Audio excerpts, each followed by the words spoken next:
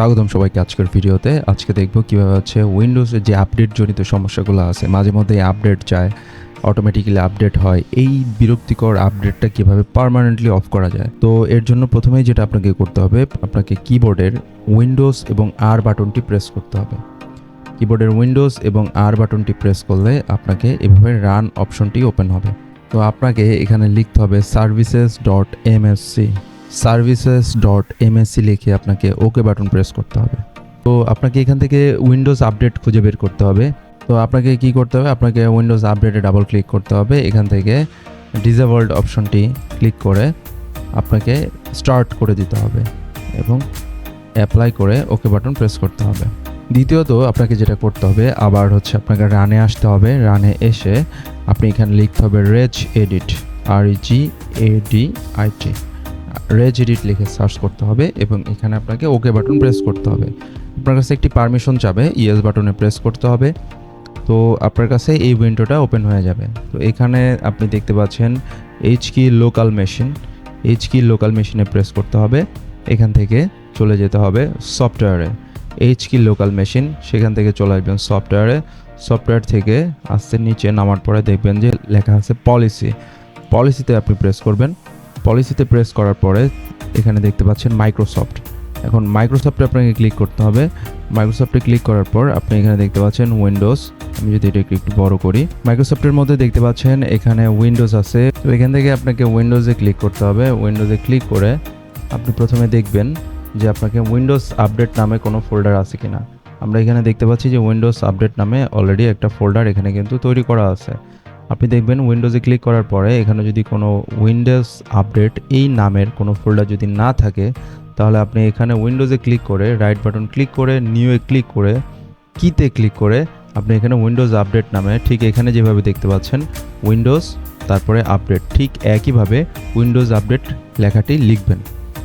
আর যদি আপনার থাকে তাহলে আর আপনার নতুন করে এটা তৈরি করার দরকার নেই। তো আমি এটা কেটে দিচ্ছি। তো আপনাকে যেটা করতে হবে, উইন্ডোজ আপডেট নামে এই ধরনের একটা ফোল্ডার তৈরি করতে হবে। তো উইন্ডোজ আপডেটে তৈরি করার পরে উইন্ডোজ আপডেটে ক্লিক করে আপনাকে রাইট বাটন প্রেস করে নিউয়ে গিয়ে নতুন একটা কি আবার নিতে হবে। তো আমাদের নতুন কি অলরেডি নেওয়া আছে, সেটা হচ্ছে AU। এখানে নতুন একটা ফোল্ডার তৈরি হবে AU। তখন হচ্ছে AUতে আপনাকে ক্লিক করতে হবে। AUতে ক্লিক করার পরে আপনারা যারা অলরেডি উইন্ডোজ 11 ইউজ করেন তাদের কাছে এটা অলরেডি তৈরি করা আছে, কিন্তু 11-র আগের যে ভার্সনগুলো আছে উইন্ডোজ 10, 7, এটা কিন্তু উইন্ডোজ আপডেট AU এইগুলো থাকবে না তৈরি করা। তো উইন্ডোজে রাইট বাটন প্রেস করে নিউয়ে ক্লিক করে কিতে প্রেস করে নতুন একটা ফোল্ডার তৈরি হয়ে যাবে। সেখানে আপনি আপনার এখানে লিখে দেবেন AU, এখানে যেভাবে লেখা আছে ঠিক একইভাবে বড় হাতের AU। তো AUতে পরে প্রেস করতে হবে। AUতে প্রেস করার পরে আপনি এখানে দেখবেন উইন্ডোজ 11 ইউজার যারা আছে তারা দেখবেন যে নো অটো আপডেট একটা লেখা এখানে অলরেডি আছে।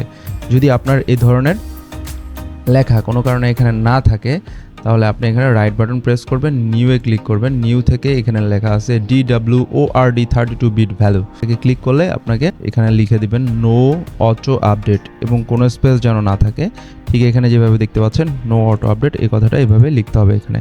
তো আমাদের যেহেতু অলরেডি লেখা আছে আমরা এটাকে কেটে দিচ্ছি।